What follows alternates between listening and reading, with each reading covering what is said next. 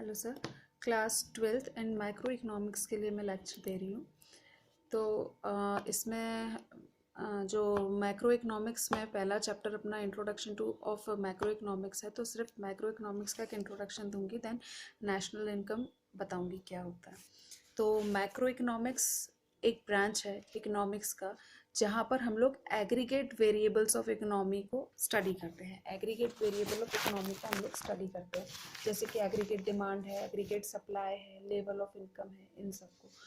जब micro economics हम पढ़ते थे तो माइक्रो इकोनॉमिक्स में हम लोग इकोनॉमी को इंडिविजुअल लेवल पर स्टडी करते थे, जैसे कि जो इंडिविजुअल इकोनॉमिक वेरिएबल है, जैसे कि डिमांड, सप्लाई, छोट मतलब प्राइस, यहाँ पर हम लोग इंडिविजुअल लेवल पे करते थे, एक छोटे लेवल पे करते थे। जब मैक्रो इकोनॉमिक्स की बात करते हैं तो हम पूरा इकोनॉमी एज अ होल की बात करते हैं। इट मीन्स कि एग्रीगेट डिमांड, एग्रीगेट सप्लाई, जो लेवल ऑफ इनकम है वो क्या है। तो यहाँ पर हम पूरी कंट्री को लेके चलते हैं, जितनी पूरी कंट्री की इकोनॉमी है उसको पूरे को लेके चलना है मैक्रो इकोनॉमिक्स में। तो macro economics and micro economics में जो मेन डिफरेंस है वो ये है कि माइक्रो इकोनॉमिक्स में हम लोग, ये ब्रांच ऑफ इकोनॉमिक्स ये भी है, बट ये इंडिविजुअल इकोनॉमिक वेरिएबल्स को स्टडी करती है। और जो मैक्रो इकोनॉमिक्स है वो एग्रीगेट वेरिएबल्स ऑफ इकोनॉमी को स्टडी करती है ना। मतलब यहाँ पर इकोनॉमी एज अ होल की बात करी जा रही है। तो मैक्रो इकोनॉमिक्स में हम लोग जो सबसे पहली चीज़ पढ़ते हैं वो है नेशनल इनकम अकाउंटिंग। इसके लिए अपन पहले देखेंगे कि नेशनल इनकम होती क्या है। नेशनल इनकम को देखने से पहले हमको एक मेन कॉन्सेप्ट ये देखना पड़ेगा कि एक्चुअली में इनकम क्या होती है। तो इनकम हमको मालूम है, जैसे कि इनकम जो भी हम अर्न कर रहे हैं, जो भी किसी काम को करने पे हमें उसका एक्सचेंज वैल्यू मिल रहा है, दैट इज़ व्हाट इनकम। तो इनकम का कॉन्सेप्ट अगर अपन देखें तो दो तरह की इनकम हमको यहाँ पे बताई गई है। दो तरह की इनकम, मतलब एक है सबसे पहला अर्नड इनकम। इन इनकम जो हम लोगों ने अर्न करी है। अर्नड इनकम का मतलब इसको अपन फैक्टर इनकम भी कहते हैं। अर्नड इनकम को हम फैक्टर इनकम भी कहते हैं। नेक्स्ट है हमारी unearned income. Unearned income, it means what, it is non-factor income, also known as non-factor income. So earned income का मतलब क्या है, मतलब फैक्टर इनकम क्या है, वो इनकम जो कि डिफरेंट फैक्टर्स ऑफ प्रोडक्शन, जैसे कि लैंड, लेबर, मशीन, कैपिटल जो हम लोगों ने लगाया हुआ है, इस इन सबको यूटिलाइज करके जो हम लोगों ने इनकम अर्न करी है, that is what the factor income. That is why the factor word is came here. Factor income जो फैक्टर्स ऑफ प्रोडक्शन है, that is why it is factor income. तो फैक्टर्स ऑफ प्रोडक्शन को use करके, factors of income को use करके, factor of income sorry factor of production क्या है, land है, लेबर है, मशीन है, और जो हमारा कैपिटल है, that is what factor of production. Production हम लोग जिन जिन चीज़ों को यूज करके प्रोडक्शन कर सकते हैं वो फैक्टर्स ऑफ प्रोडक्शन है। इन चीज़ों को यूज करके हम लोगों ने इनकम अर्न की है। फैक्टर ऑफ प्रोडक्शन को, फैक्टर ऑफ प्रोडक्शन को क्या नाम से प्रोसेस करके जो भी इनकम हम लोगों ने अर्न करी है वो हमारा फैक्टर इनकम कहलाती है, अर्नड इनकम कहलाता है। जैसे कि रेंट है, वेजेस है, इंटरेस्ट है और प्रॉफिट, ये सब क्या है, हमारे अर्नड इनकम है। ओके, अच्छा, अब हम बात करते हैं अनअर्नड इनकम की। Unearned income that is non factor income. Non factor income क्या है, जो हमको हाउस होल्ड से, प्रोडक्शन यूनिट से, प्रॉफिट मेकिंग इंस्टीट्यूशन से, है ना, गवर्नमेंट से, प्रॉफिट मेकिंग इंस्टीट्यूशन को जो गवर्नमेंट से मिल जाता है, ये सब चीज़ें क्या है, नॉन फैक्टर इनकम है, जिसके लिए अपन लोगों ने कुछ किया नहीं है। मतलब कोई फैक्टर ऑफ प्रोडक्शन यहाँ पे हम लोगों ने यूज़ नहीं किया है। अगर अपन बात करें इसके बारे में तो income received by house holds, production units and non profit making और इंस्टीट्यूशन को जो गवर्नमेंट से या फिर दूसरे सोर्सेज से, विदाउट प्रोवाइडिंग एनी कंसिडरेशन, आपने उनको कुछ दिया नहीं है उसके एक्सचेंज में, उन्होंने, जैसे कि स्कॉलरशिप्स होते हैं, डोनेशंस होते हैं, है ना, सब्सिडीज वगैरह होती हैं, इसके लिए आपने कुछ किया नहीं है, ये आपको मिला है। ओके, तो ये है अनअर्नड इनकम। सिंपली अगर अपन बात करें अनअर्न्ड, अगर लिटरली देखें तो अनअर्न्ड जो हम लोगों ने कमाई नहीं है, जो हमको मिली है, तो मतलब अर्नड इनकम या फिर फैक्टर इनकम जो हम लोगों ने कमाई है।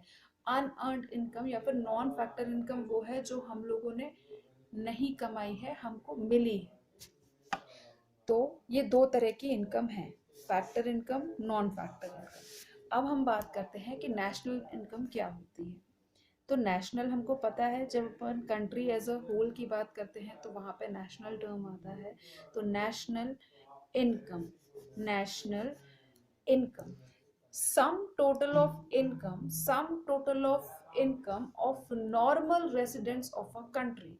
सबसे पहले अपन बात करेंगे sum total of income, sum total of income किसकी? Sum total of income of normal residents, of normal residents, sum total of income of normal residents, किसकी? नॉर्मल रेसिडेंट्स की, ड्यूरिंग अ ईयर। ये जो इनकम है normal residents की एक particular year में, during a year, इसको हम कहते हैं नेशनल इनकम। फिर से देखते हैं इसको। सम total of income, sum total of income of normal residents, जो नॉर्मल रेसिडेंट्स है उनका सम total of income during a year, एक साल के अंदर अंदर में जो सम टोटल ऑफ इनकम है of normal residents, that is what national income. अच्छा, सो नेशनल इनकम अपन ने देखा, national income is the some total of income of normal residents during a year. अब इसके लिए हमें समझने की ज़रूरत है कि नॉर्मल रेसिडेंट्स का मतलब क्या है। Who are the normal residents, जिनकी अपन बात कर रहे हैं, जिनकी कमाई हुई इनकम की अपन बात कर रहे हैं कि उनकी इनकम का sum total is the national income. तो नॉर्मल रेसिडेंट्स कौन है?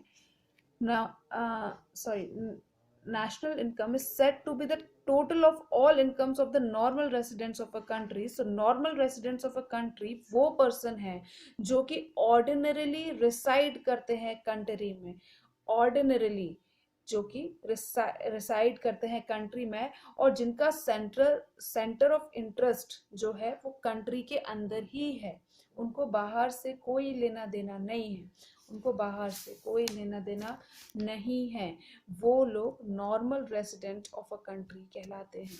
मतलब जो सीधे सीधे भारत में रहते हैं, हमारी कंट्री में रहते हैं, those people who lives within the boundary of our country. And the main चीज इज कि जिनका जो सेंटर ऑफ इंटरेस्ट है वो कंट्री के अंदर ही अंदर है, उनको बाहर में कोई इंटरेस्ट नहीं है। ओके, तो normal resident of a country can be defined as a person who ordinarily resides in a country and जिसका center of interest also lies in that country, also किसी और कंट्री में नहीं, उसी कंट्री में जिसमें वो रह रहा है। ओके कुछ और भी पॉइंट्स हैं जो नॉर्मल रेसिडेंट्स के लिए हमें ध्यान में रखने हैं, जैसे कि कोई person since a person lives in the country of his interest, he is called a normal resident of that country। कोई पर्सन है जो कि अपने इंटरेस्ट की कंट्री में रह रहा है, तो वो उस कंट्री का नॉर्मल रेसिडेंट कहलाएगा। Individual and institutions both come under the purview of normal residents. Individual and the institution सभी आएंगे पर्सन की कैटेगरी में। ओके, समटाइम्स जो नॉर्मल रेसिडेंट का टर्म है वो कंफ्यूज हो जाता है with the nationals of country, but normal residents जो है both national and non national दोनों को इंक्लूड करके रखता है, नेशनल को भी एंड नॉन नेशनल को भी।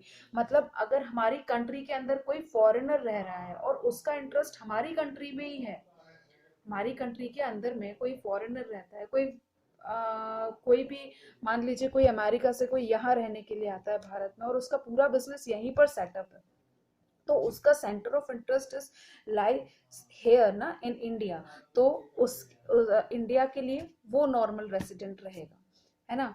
The prime condition is that जब पर्सन जो रह रहा है concerned should reside in the country for 1 or more than 1 year of his and his economic interest should be lie in that country. Another important point, जो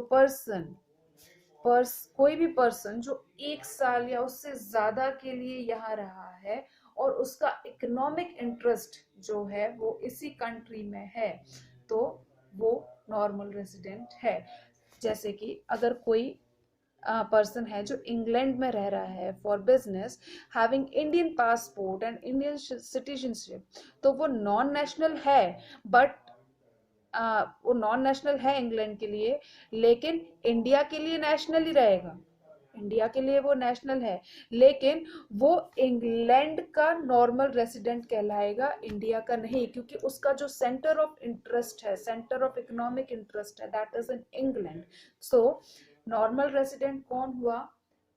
अब अपन इसको एक बार शुरू से लेते हैं कि normal resident is that person जो कंट्री की बाउंड्रीज में रह रहा है, उस कंट्री की बाउंड्री में रह रहा है जहां पर उसका centre of interest is light. Okay, मतलब कि कोई भी अगर, अब जैसे हम हैं, हम सिटीजनशिप हमारी कहीं की भी हो, लेकिन हम जिस भी कंट्री में रह रहे हैं वहाँ का वहाँ मतलब हमारा जो इकोनॉमिक इंटरेस्ट है, जो हमारा इकोनॉमिक इंटरेस्ट है वो कहाँ पर है? यहीं पर, इसी कंट्री में है।